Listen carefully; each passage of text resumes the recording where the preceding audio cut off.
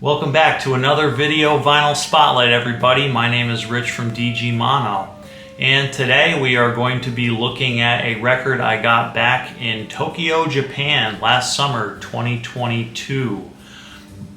This was actually the first record I got in Tokyo. I got this at Disc Union Shinjuku, the jazz store in Shinjuku. It was a great deal. I had been looking for it for a little while, for about a year. I figured out that there was some stuff on it that I really loved. And anyways, that record I will show you right now is John Coltrane Impressions. This pressing is one of the reissues from the late 60s with the Van Gelder stamp. It is a stereo copy, AS-42. The vinyl has the red ring and the ABC Paramount logo. There we go. I mean, lately for me it's just been all about like trying to collect stuff that is a really good deal and sounds really good. You know, anything with a Van Gelder stamp from like the late 60s, early 70s is gonna sound comparable to an original first pressing.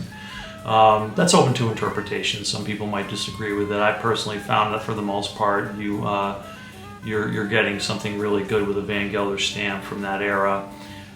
So you know, this copy was that. I wasn't into this album for a really long time, and then somehow, maybe on Spotify, the song "India" came up, and like once I heard it, I was like, how have I never known about this song, how amazing this song is. India has become one of my favorite jazz songs of all time.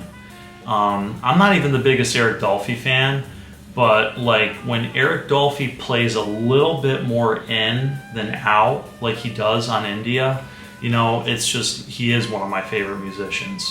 And man, it's just like, India just has this like droning, like meditative quality, trance-like.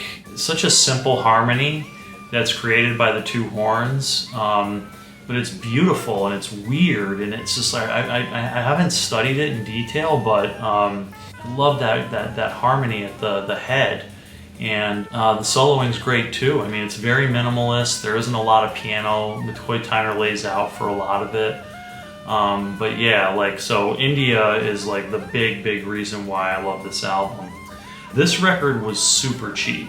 I got this record for $23 US.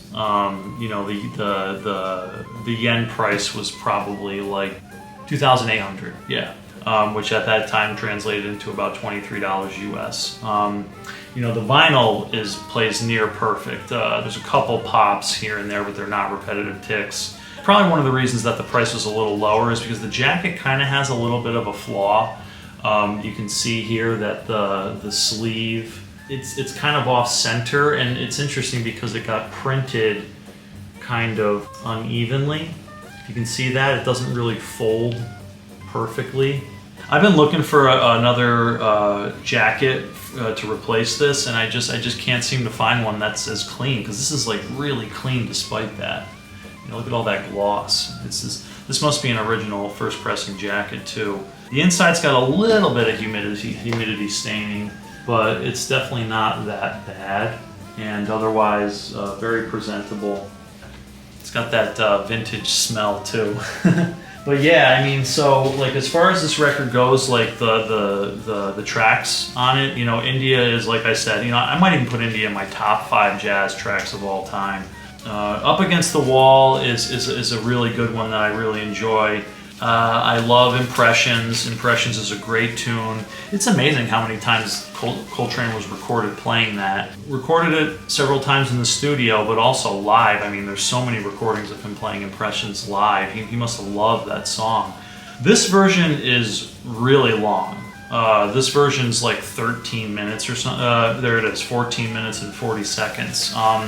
I was listening to that version of Impressions in my car recently, and I just kind of was trying to follow Train and like really focus on his solo and stay locked in. and it just got exhausting after a while. It was like, wow, he's got a lot of ideas that he's trying to express right now. Wow. The version of Impressions on the on Both Directions at Once, the album that was previously unreleased that they released for the first time a few years ago. That one's shorter and it's more, more concise, obviously, and I might prefer it for that reason. McCoy Tyner lays out so much on this record. It's very much like pianoless trio-y kind of jazz.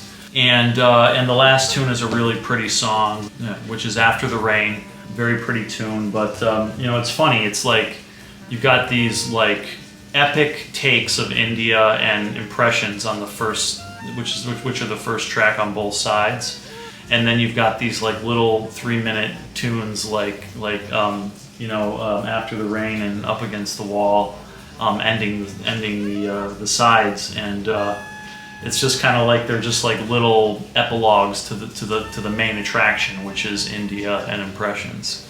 As an album, like music-wise, start to finish, not one of my favorite Coltrane albums, but I mean, India is so high up there for me, So yeah, it's highly recommended, definitely, for India. I am in the market for a replacement jacket. If anybody's got a equivalent first pressing stereo jacket that's clean, that you think is as clean as this or cleaner, I would be interested. Let's stop there, and I got a couple more videos coming up for you all, so stay tuned, and I will see you next time.